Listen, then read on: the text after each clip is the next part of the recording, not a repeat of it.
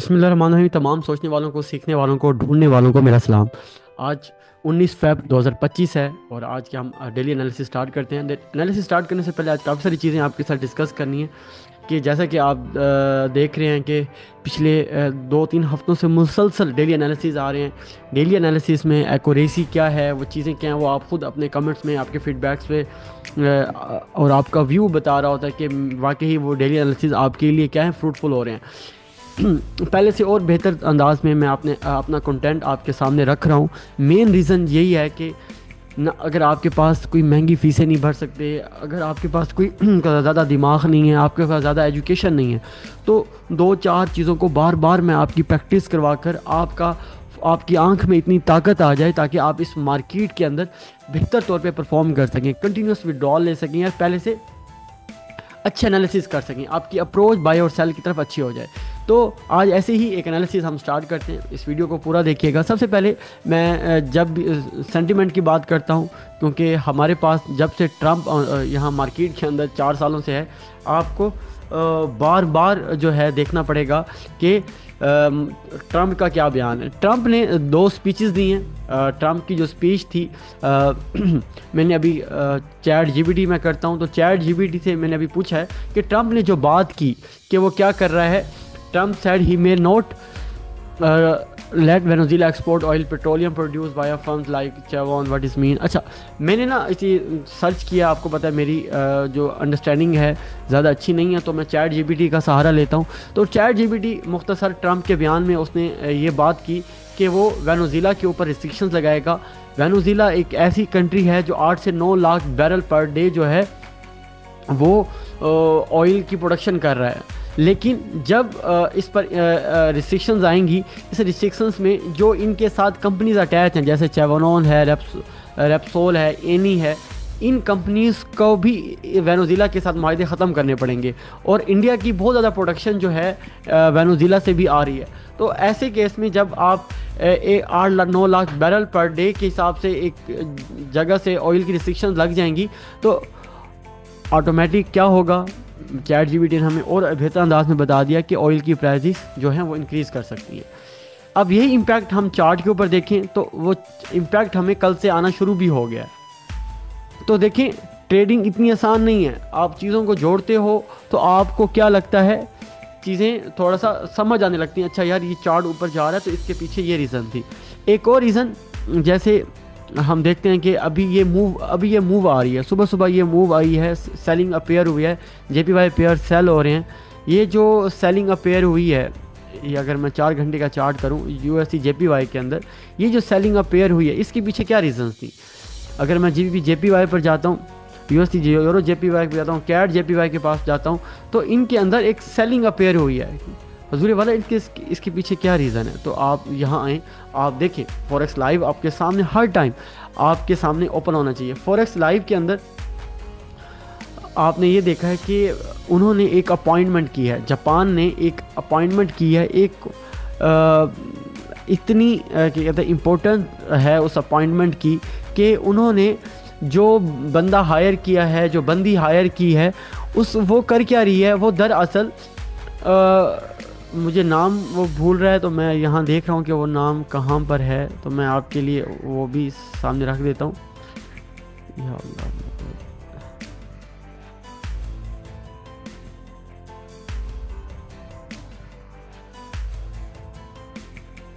अच्छा मैं रुक गया हूँ ज़रा नाम के हवाले से।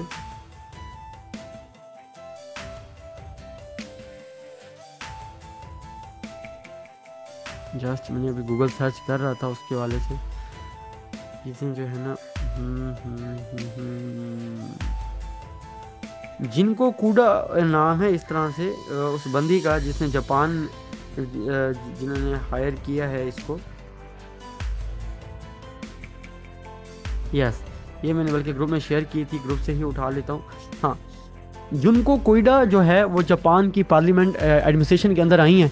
तो उन्होंने वो जो नेचर है वो अग्रेसिव नेचर है, वो टाइट पॉलिसी की तरफ जाती है बजाय लूज पॉलिसी की तरफ। इस टाइम पूरी जापान की जो इकॉनमी है वो लूज पॉलिसी का शिकार है, यानी इंटरेस्ट रेट नेगेटिव किए हुए हैं। लेकिन ये जो जिनको कोयडा आई है इसने क्या करना है, इसका जो ये एक इंटरनेशनल फिनांस के हवाले से बहुत अच्छा जानती हैं, इनकी एजुकेशन है उस हवाले से। तो ये जैसे वो अपॉइंटमेंट हुई हैं तो JPY के अंदर मज़ीद वीकनेस अपेयर, यानी JPY के अंदर स्ट्रेंथ है और यूरो JPY के पेयर्स के अंदर वीकनेस डेवलप होना शुरू हो गई है। तो ये इसके पीछे रीज़न थी।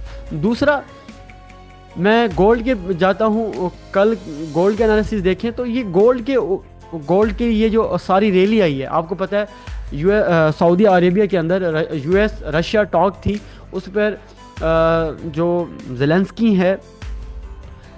नहीं आए, जिसकी वजह से ये ज़ेलेंस्की के ना आने की वजह से एक अनसर्टन इन्वायरमेंट जो पीस टॉक थी दोबारा होल्ड हो गई है। और जब भी इस तरह से अनसर्टन इन्वायरमेंट है कि पीस टॉक होने वाली और एक बंदा सामने वाला आया ही नहीं है, उसका मतलब है कि उसका सुलह का या सीज़ फायर का कोई इरादा नहीं है। तो ऐसे केस में गोल्ड ने उसको इस मूव को फिर एंजॉय किया। तो गाइज़, आप फॉरेक्स ट्रेडिंग कर रहे हो, आज के डेली एनालिसिस में आपको इतना पता लग जाए कि इस ऑयल अप गया है तो इस अप के पीछे क्या वजह है, ये गोल्ड अप गया है तो इसके पीछे क्या वजह है, ये जो JPY के पेयर्स के अंदर ये सेलिंग अपेयर हो रही है इसके पीछे क्या वजूहात हैं। तो इस तरह से ही आप एक अच्छे ट्रेडर बन सकते हो। तो अपने सामने फॉरेक्स लाइव सामने रखने, ChatGPT सामने रखें तो आपके डेली एनालिसिस आसान हो जाएंगे।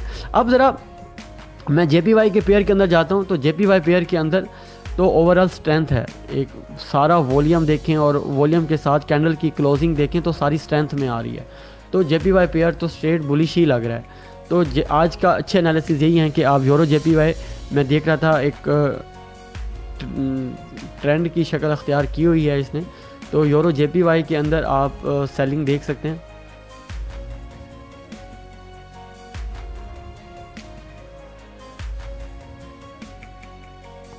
कि मैं लेवल्स का सहारा लूँ तो